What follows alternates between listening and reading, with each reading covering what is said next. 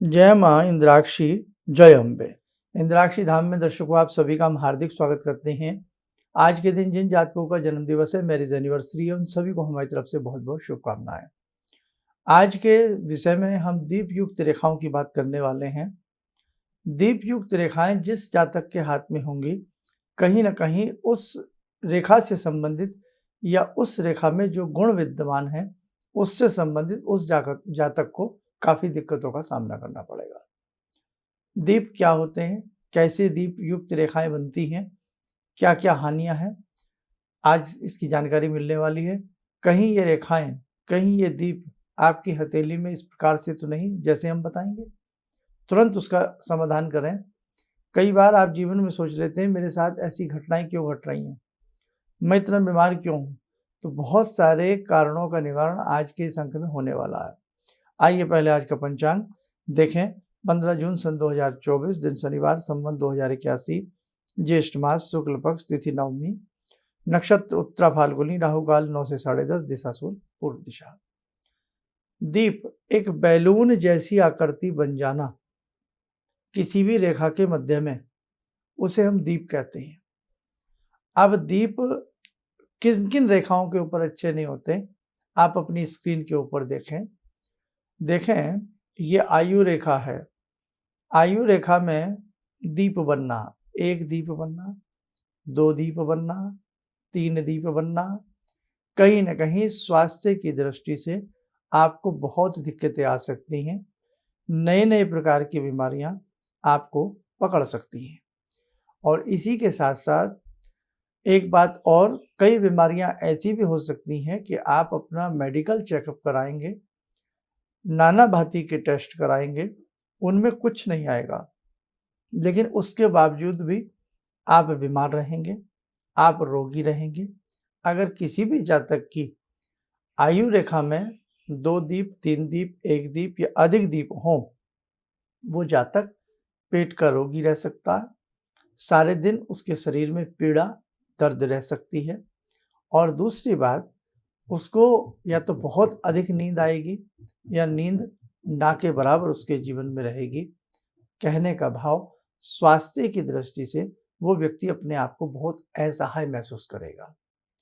इसी के साथ साथ एक योग और देखें, आप अपनी स्क्रीन के ऊपर, हम साथ में सामने ही दिखा देते हैं आपको।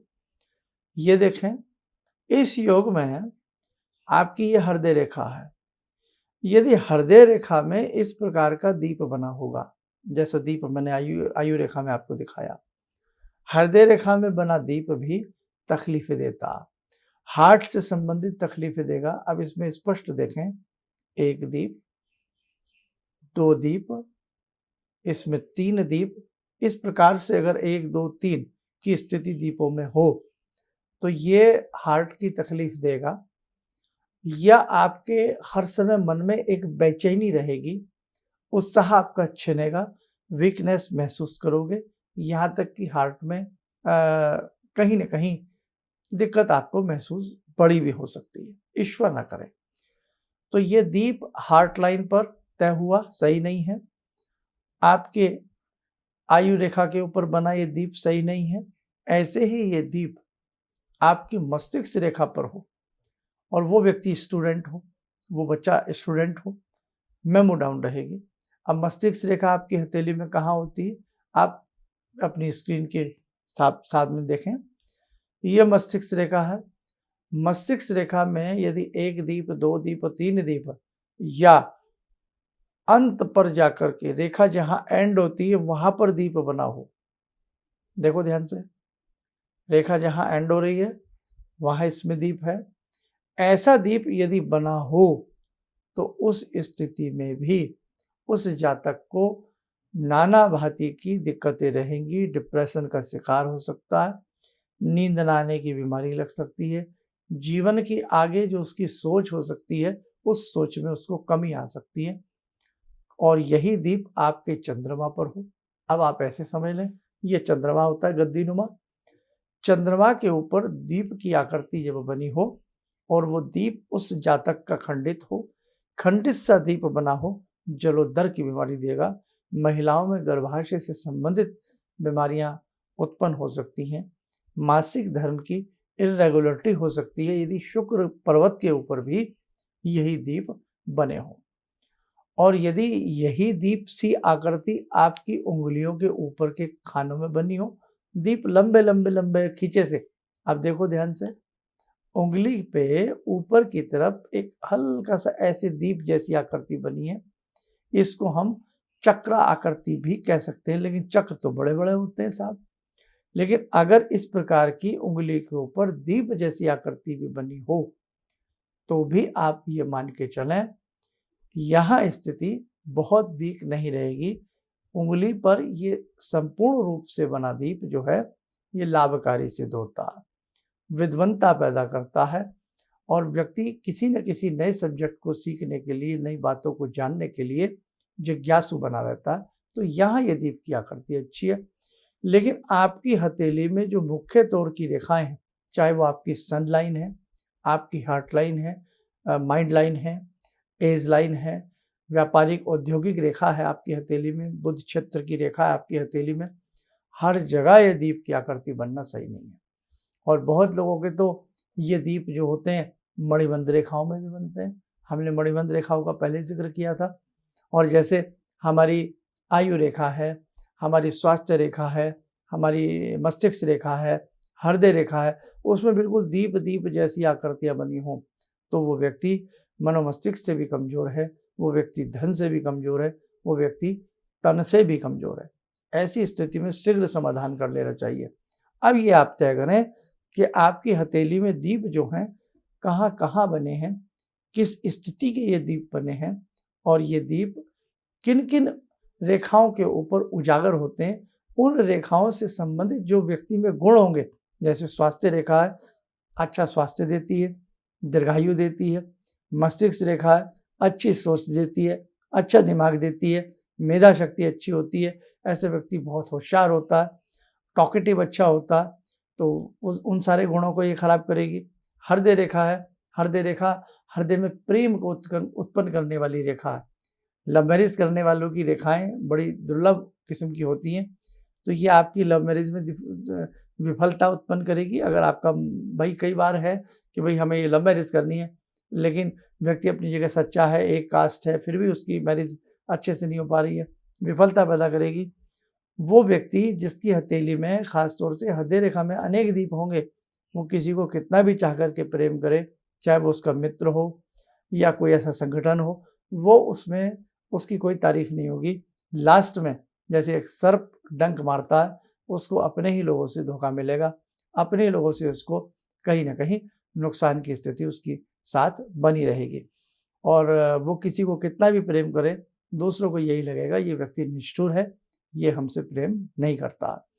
तो कहने का भाव, जिन रेखाओं पर भी ये दीप हो, उन रेखाओं की क्वालिटी को, गुणों को ये दीप कमजोर बना देगा।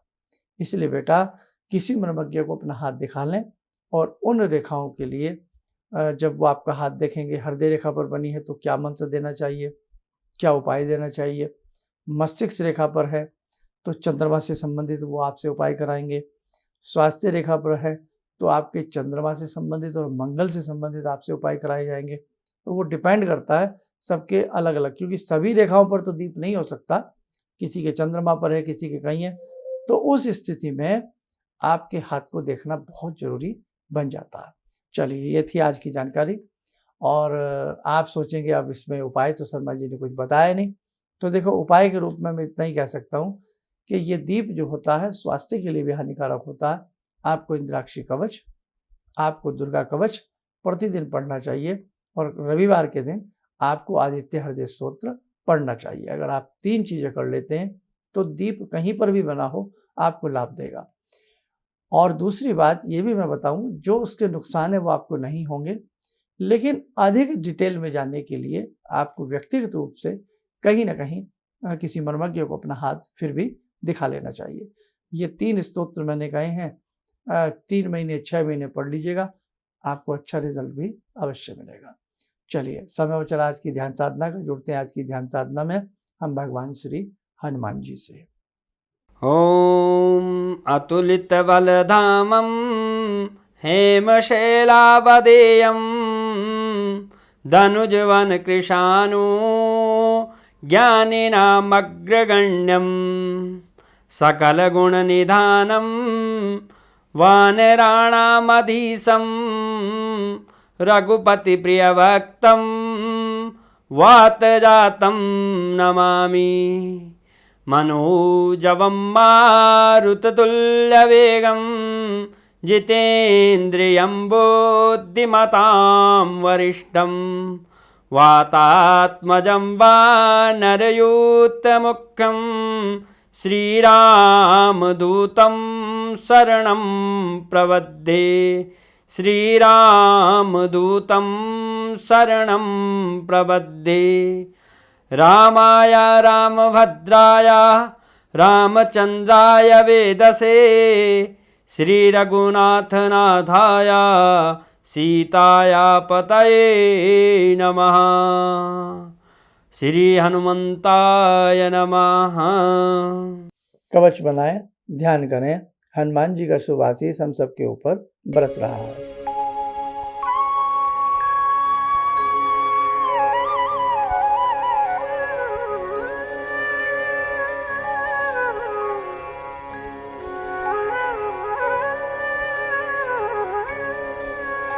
ओम बोलते हुए नेत्र खोलें, सामान्य हो जाए। देखो साथियों, बहुत सारी ऐसी बातें हैं जो समय समय पर आपके लिए जानना जरूरी है। आप हमारे दोनों चैनल से और फेसबुक पेज से जुड़े रहिएगा। और हाँ, एक संदेश और, वेबसाइट में बहुत सारी चीज़ें हम आपके लिए स्तोत्र आदि देने का प्रयास कर रहे हैं, तो आप हमारी वेबसाइट से भी जरूर जुड़िएगा। इंद्राक्षी धाम के नाम से है। और इसी के साथ साथ एक व्हाट्सएप चैनल बनाया गया है, उसमें कुछ ना कुछ जानकारी आपको हम देने का प्रयास करते रहेंगे। अभी तो उसमें केवल वीडियो डाली जा रही हैं, तो आप हमारे जो व्हाट्सएप चैनल है उसका लिंक भी यहाँ पर आ जाता है, आपको देखने को मिल जाएगा। उससे भी आप जुड़ने का प्रयास जरूर करें। आप स्वस्थ रहें, सुखी रहें। इन्हीं शुभकामनाओं के साथ हम अपनी वाणी को विराम देते हैं। जय जय अम्बे। भगवान से जुड़ो, और भगवान से जुड़ने का जरिया आपने बताया, बहुत अच्छा लगा, बहुत धन्यवाद। और सनातन धर्म को जिंदा रखने के लिए आप जो प्रयास कर रहे हैं वो बहुत सराहनीय है। हम लोग को मौका मिला है, हम लोग भाग्यशाली हैं जो आपके करीब आने का हम लोग को मौका मिला है। किसी भी समस्या के समाधान के लिए मिले प्रसिद्ध हस्तरेखा एवं वास्तु विशेषज्ञ प्रोफेसर धर्मेंद्र शर्मा जी से।